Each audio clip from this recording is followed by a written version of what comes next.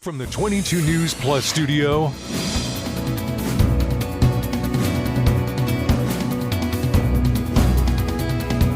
this is 22 News in Focus with Patrick Berry. Hello, everyone, and welcome to this edition of In Focus. I am your host, Patrick Berry. We're here in the 22 News Plus studios, and today we're talking about jobs. Have you been laid off, lost your job, or thinking about a new career? Well, a professional is across the desk from me today. That's Colleen DelVecchio. She is the Chief Maximizer at Maxady. Colleen, thank you so very much for joining me today. You and I have had conversations on my previous role under Mass Appeal, talking about careers. And being laid off is something that hit close to home with me. My wife was laid off almost a year ago, and it happens to a lot of people. But the question is, how do you bounce back from that, especially late in life, late in your career? You know, you've been with a company like my wife nearly 30 years. All of a sudden, you find yourself out of work. So I guess the question is, what do you do if you're laid off? Oh, it's so hard. And, unfortunately, so common right now. Right. Every week that goes by, I get either an email or a call from a client, a previous client, a spouse of a client who says, hey, I got laid off. My spouse got laid off. Help, right? What do I do? So the first thing I always tell folks to do is to take a couple of deep breaths, right? Okay. Don't jump right into instant, let me go send my resume to 500 places, right? Take a little reflection time. And I get that that's a privilege, right? It depends on where you are in your career, right? If you get a severance package, all those things, but not really long, because if you wait too long, then all of a sudden it gets really comfy to stay in your pajamas till 11 a.m., right? And, not do anything. It's easy to fill the time. So let me ask you, so what is there a rule of thumb for that window of, all right, let me take some time, let me relax, kind of get my head on straight, and then go back full bore looking for a job? Like a week, a month, 6 months, or is it individual? It's definitely individual. And some of it you have to think, what can you afford to do? I always tell folks, take a week. Okay. Right. For the majority of folks, a week is not going to make a big difference in their career search. There's a very slim chance that your dream job was going to get posted in that week and go away. Right. Right. So to take a little bit of time and reflect, because if you start that job search when you're in that heightened emotional state, right, you're just going to be throwing stuff against the wall and probably end up in a really bad situation, right? If you're not you're not going to end up in the right job for you. Right. You'll take the first thing offered. Right. Yeah. Right. And, I get it. There are times financially you might have to do that, but if you can take that week, you'll feel a lot better emotionally. Like you can get through that emotional roller coaster a little bit in a week. Yes, you're probably still going to be bitter and angry and mad about the whole thing, but it gives you a little time to take a step back and put you in the right mindset to start that job search. Okay, so give it at least 7 days to, just reflect, get your mindset. Maybe don't get up at 6 o'clock, the next morning. Take a breath. Maybe use it as a little R&R. Yes. Just to kind of get your mind and body reset. Get yourself together. And, it depends on your circumstances around getting laid off. I had somebody who called me last week, and he had actually called me 3 months before saying, I don't think this is the right job for me. It's not going well. I don't love it. I'm stressed all the time. I'm, barking at the kids and the dog all the time. And so when he got laid off, he said, oh, yeah, I think I'm actually relieved, right? I think I'm actually happy this happened. Like now I have to focus and really do the work to find the job. Right. But that's happened. In other cases where, there are the big giant layoffs, like the big companies that are laying off. Right. Like she was one of 1,200 people who got laid off last December. Often that is completely out of left field and not expected, and probably not that sense of relief that the folks who are thinking this is the wrong job for me. The other thing you have to do is if you're offered a severance package, if you're in that group, make sure you read it over carefully. Right? Okay. I highly encourage folks to have an employment lawyer look at it if you are unsure about it. And then look for some particular things. So one of the ones I first look for is, are they putting in that clause that says you can't disparage us, but it's okay if we disparage you? Make sure that's a reciprocal disparagement clause in there. Right. That's a good point. Right. And then often I'll say too, can you add an extra line there that talks about what they're going to say when someone calls for a reference for you? If there are, 1,200 people laid off, there's a good chance they're still going to be giving you a good reference. But if you're the only one who's being laid off, just want to make sure that that reference is going to work. Is laid off different than fired? Or is that a sort of a gray area nowadays? I think it goes back and forth. There are folks who the company will lay them off because they're being nice about it, or they don't want to deal with going through the hoops to actually fire someone because in their employment handbook, it says, right, you have to follow certain these protocols. 3 steps or the protocol. Massachusetts is an at-will state. Legitimately, companies can just not have the will to employ you anymore and send you on your way. So that's a good question. So here in Massachusetts, literally, I could walk out of this right now. My boss come up and say, okay, you're done the end of the day, and I have no recourse. Right. So unless you are a protected class, and I'm not a lawyer, but knowing kind of the basics, This right? is where you need a lawyer. This is where you want a lawyer, right? If you're over 40, there are some different rules there around when you get laid off of how much time you have, right? If you're in certain protected classes, right? If you are someone who has a disability or things like that, right? There are times where you might have some recourse there. Okay. And then on that severance agreement, just read it through, see what they offered you. Often I tell people to negotiate it, right? It doesn't hurt to call up and say, or respond back and say, hey, can I get, 3 more weeks of pay? Someone I was working with right now, they were given 1 month of COBRA payments and they negotiated 3 months of COBRA payments, right? Maybe there's options. There's options. You can get them to pay for a career coach for you. I've had many people who work with me get it covered by the company that is laying them off, because if you work with me and you get a job faster, you're not on unemployment for as long. Exactly. We are up on our first commercial break. We've got more when we come back, so stay with us. This is 22 News in Focus with Patrick Berry.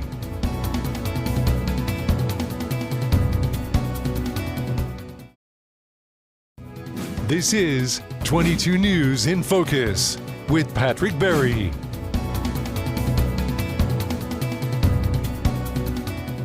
Welcome back, everybody, to this edition of InFocus. Colleen DelVecchio is across the desk from me today. She is with Maxady, which is a career guidance. What would you call it, Colleen? Sure. I mean, we do a lot of stuff with corporate partners. We do leadership development, but career coaching is what we're talking about today. So we have 11 career coaches. You have 11 career coaches? I do. Yeah. Wow, your business has expanded immensely. That's fantastic. Yeah, it's exciting. There's a lot of people who need it. The downside is a lot of people need it, unfortunately. Today we're talking about getting laid off, what you should be doing. Colleen is a wealth of information, so thank you very much for joining me today. How important is your network? Okay, you've gotten laid off. Initially, we were talking about, okay, take a breath, take a week to just reset your mind, and so forth. Review any documentation that your employer gave you, but then you want to get back into it. How important is that network of people you have, whether it's LinkedIn, Facebook, or just any chambers of commerce, any organizations you might be involved in? So important. I mean, if you ask people over time, what is their favorite job they ever got? What is the best job they ever got? Inevitably, they had some connection to get in there. Okay. Right? People open a door for you. Or often, it's not even that someone opens a door, it's that people tell you a job exists. Right. I often say to folks, most of us had no idea the job we do even existed as a career when we were a kid or when you graduated college, right? You weren't going to be thinking that you're going to be doing... All right. Never in my wildest dreams did I ever think I'd be doing something like this. Right? It wasn't even on the table. Yeah. So often it's those people that we know who say, oh, we have this job, we have this idea, would you be interested? But even if they don't, the people in your network, they might hear of a job. They might know of something that's happening. So I know, one, it's like take the embarrassment out of it. I think sometimes people are always like, oh God, it's so embarrassing. I can't believe I got laid off or I lost my job, right? It's so common these days. Yeah. So one, don't worry about that piece.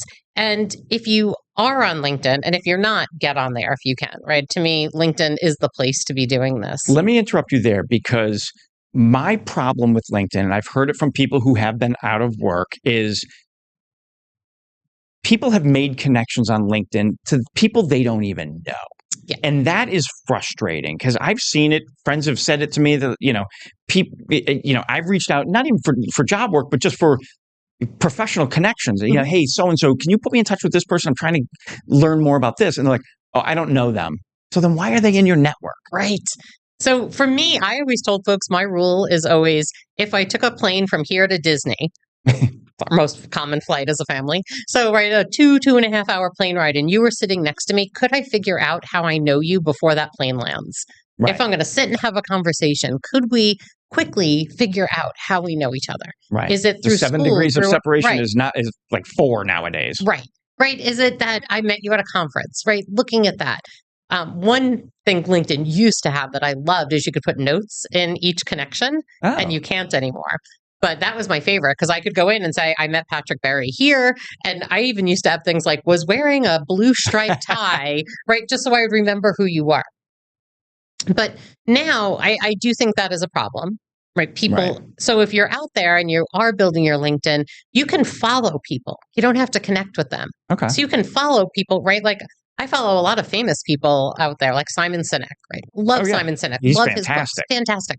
He doesn't know who I am. I've never met the man, right? So I was going to say, if you can get him in this interview room, right, can't do that for you. I can't do that, but I do follow him, so you can follow people.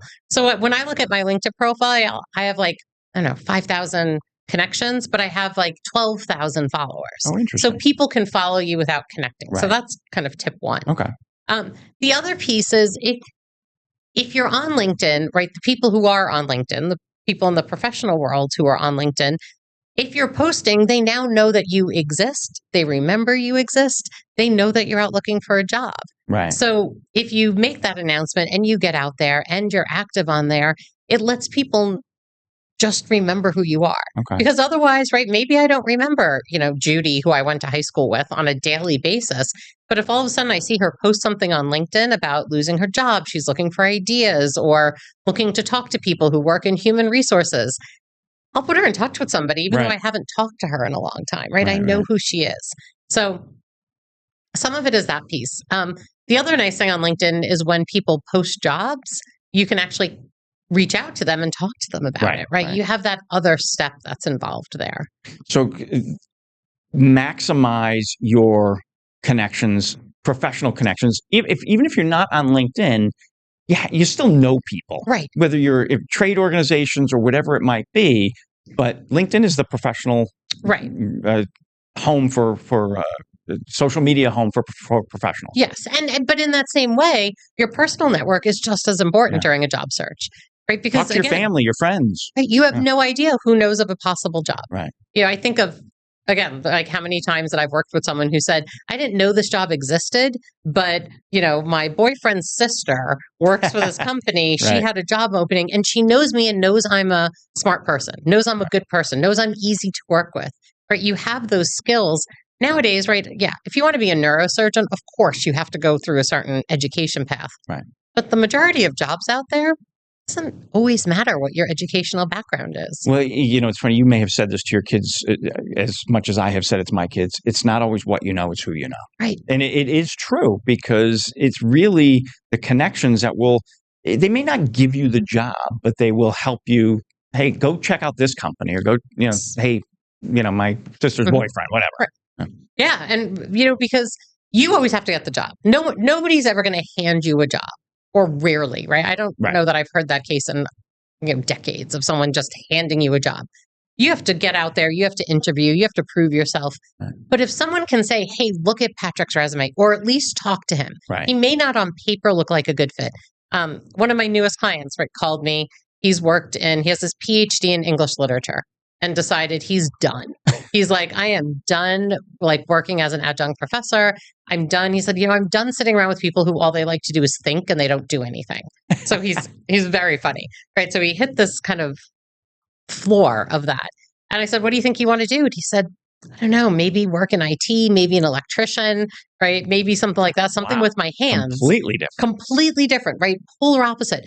If he ever sends his resume in for an entry-level technician job at an IT company where he has a PhD in English literature, no one's going to look at it. They're going to think it's a joke. Right. But on the other hand, if I call my friend Patrick, who owns an IT company, and he says, sure, I'll talk to him. Right. Well, now it's, wow, this guy is smart. He's going to be able to learn these things, and he's willing to start at the bottom. Of course, I'm going to have a conversation. You bring up a very good point about searching for a job and being perceived as overqualified. The PhD looking for an entry-level job. Right. A lot of times that resume is not going to get looked at. So how do you battle that? How do you beat that? And this is where having those conversations comes in. Okay. Because if you can have a connection or even reach out to the company, reach out to someone there and say, can we get on a call? I'd love to talk you through this. Many, many, many years ago. So in my 20s, when I was helping people with disabilities find jobs, I helped this young man find a job. His dad called me and he said, I'm a neurosurgeon. Been working at MGH for 15 years. I'm taking a 1-year sabbatical. And I realized after 2 months, I can't just sit around, but I don't want to do anything that is life or death, right? Yeah. Nothing life or death. He said, I've applied to every grocery store within a 20-mile radius and nobody will hire me. He goes, I just want to bag groceries or ring people up for the next 8 months, 10 months. Wow. And he laughed because he was like, nobody. And I said, because I'm sure they all thought it was a joke. Right. I'm like, because what are you going to do? You either put down neurosurgeon or that you've never worked. And either way, you're not getting a call. Right. And since I had helped many people get jobs at grocery stores, we called one of the ones that I worked through and they were like, seriously, he really wants to do this? I'm like, 100% in. 20 hours a week for the next 10 months, you will have a dedicated neurosurgeon. God forbid something happens in aisle 7. Right. You got a neurosurgeon there. Right. But again, nobody would ever have Colton, ever. Right. And so that's the extreme. But for some of us, we may be looking for jobs that are a little bit below. Right. And so it is often having that conversation that makes someone think, okay, right. Because when you're overqualified, what they're really thinking is you're going to cost too much or you're not going to stay in this job. Exactly. Right? There is so much more to talk about, especially artificial intelligence, that when we come back. So stay with us. This is 22 News in Focus with Patrick Berry.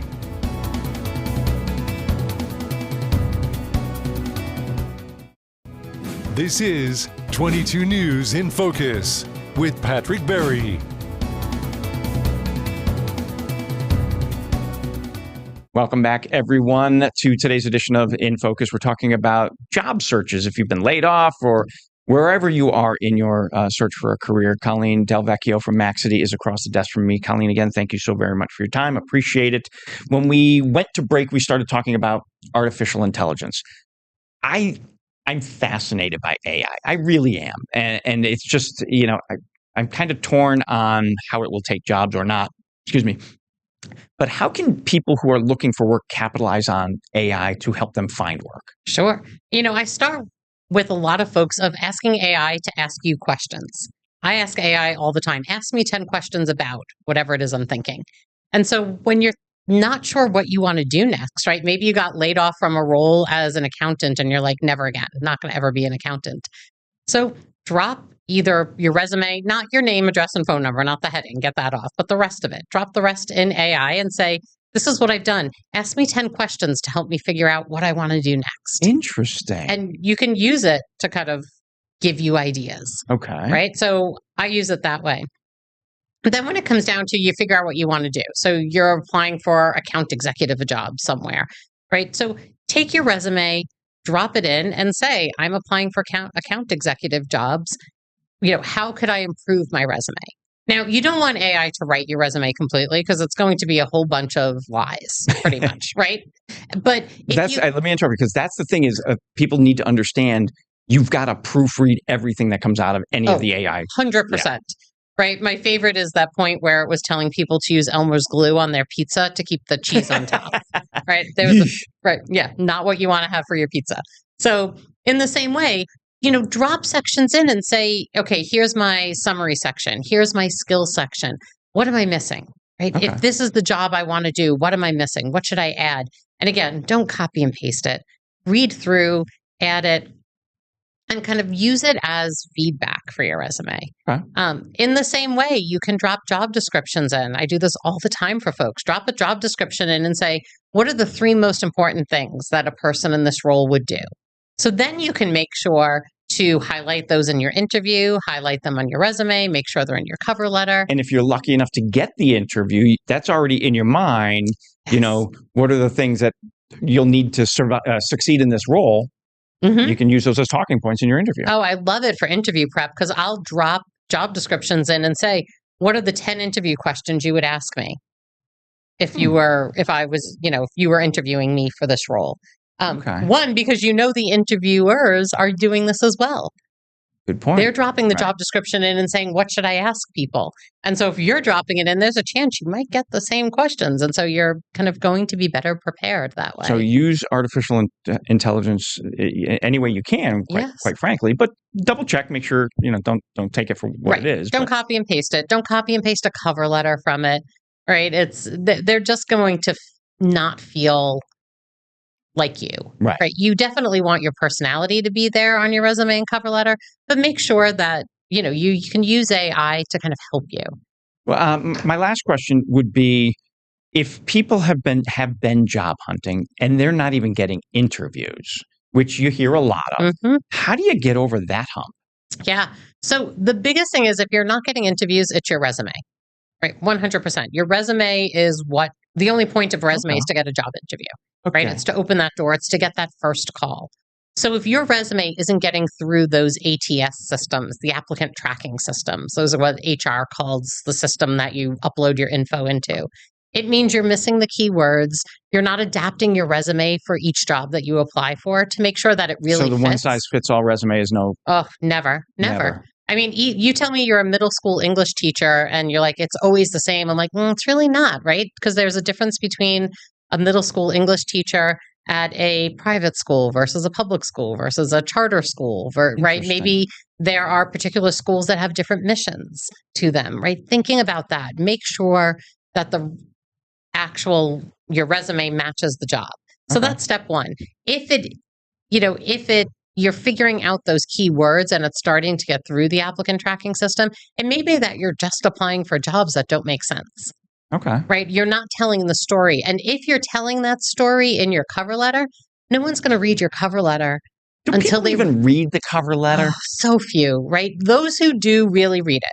So you will see often, I had somebody last week that in the application, it said, in your cover letter, please address these three things.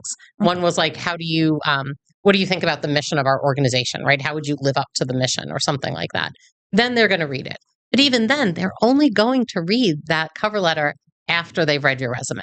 Resume is step one. Okay. The other piece, if you're not getting any interviews and you feel like your resume is good, then you really need to get out there and network, right? Go to Chamber of Commerce events. Go to the professional events for your field, right? Go to the Marketing Association of Massachusetts meetings or something. Get out there and talk to people who can open a door for you.